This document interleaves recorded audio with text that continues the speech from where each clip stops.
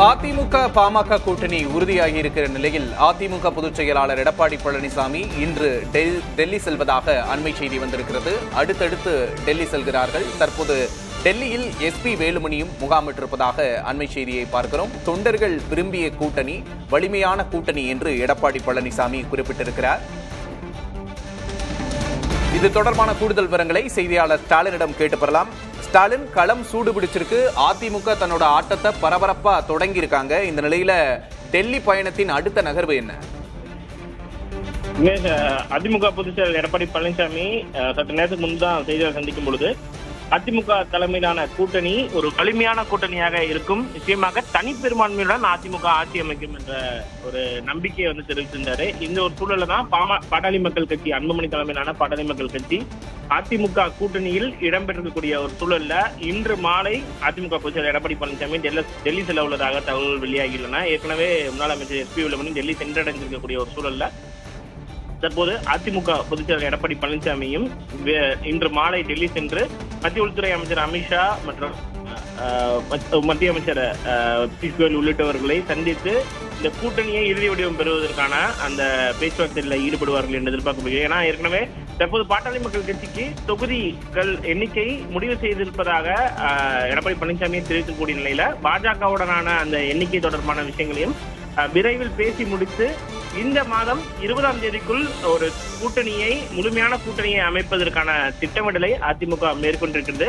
அதே நேரத்தில் பாட்டாளி மக்கள் கட்சி அன்புமணி தலைமையிலான பாட்டாளி மக்கள் கட்சி இடம்பெறக்கூடிய ஒரு அதே சூழல்ல ராமதாஸையும் கூட்டணிக்குள் கொண்டு வருவதற்கான அந்த முயற்சியில் அதிமுக ஈடுபட்டிருக்கிறது.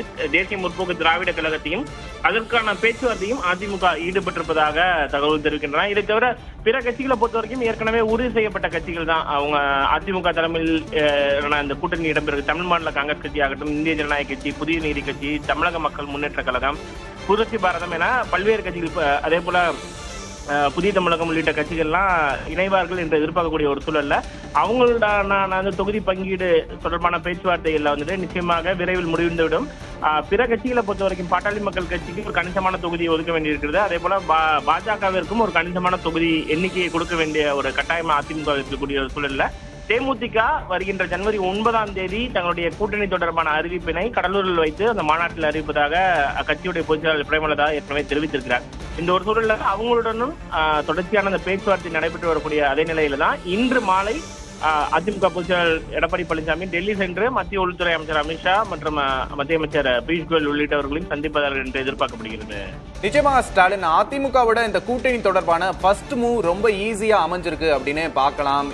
அன்புமணி ராமதாஸ் வெகு விரைவாக கூட்டணியில சேர்ந்துட்டாரு. இந்த நிலையில டிடிவி தினகரன் ஓபிஎஸ் தொடர்பா பாஜக என்ன திட்டம் வச்சிருக்கு ஸ்டாலின்? விக்னேஷ், அதாவது டிடிவி தினகரனை பொறுத்த வரைக்கும் கடந்த 5ஆம் தேதி தஞ்சையில் நடைபெற்ற அவருடைய பொதுக்குழு, அம்மா மக்கள் முன்னேற்ற கழகத்துடைய பொதுக்குழுல ஒரு விஷயத்தை குறிப்பிட்டிருந்தாரு. அதாவது தேர்தல் நேரம் என்பதால நண்பராகட்டும், அதாவது போல எதிரி துரோகி என்ன யாரையும் பார்க்க வேண்டிய அவசியம் இல்ல, இது தேர்தல் சமயம் என்பதால் அது தொடர்பான ஒரு முடிவை அமமுக நிச்சயமாக எடுக்கும் அப்படின்ற ஒரு விஷயத்த டிடிவி தினகரன் பதிவு செஞ்சிருந்தாரு. அமித்ஷா சென்ற பிறகு டிடிவி தினகரனை கூட்டணிகளை இணைப்பதற்கான ஒரு இசைவை அதிமுக பொதுச் செயலர் எடப்பாடி பழனிசாமி கொடுத்திருப்பதாக தகவல்கள் தெரிவிக்கின்றன. டிடிவி தினகரனுக்கு ஒரு சில தொகுதிகள் அதிமுக தலைமையிலான கூட்டணியில் ஒதுக்கப்படும் என்று எதிர்பார்க்கக்கூடிய நிச்சயமா ஸ்டாலின், டிடிவி தினகரனை நோக்கிய அடுத்தடுத்த நகர்வுகளும் பாஜக அதிமுக கூட்டணி தொடர்ந்து செஞ்சுக்கிட்டே இருக்காங்க அப்படிங்கறத பார்க்கலாம்.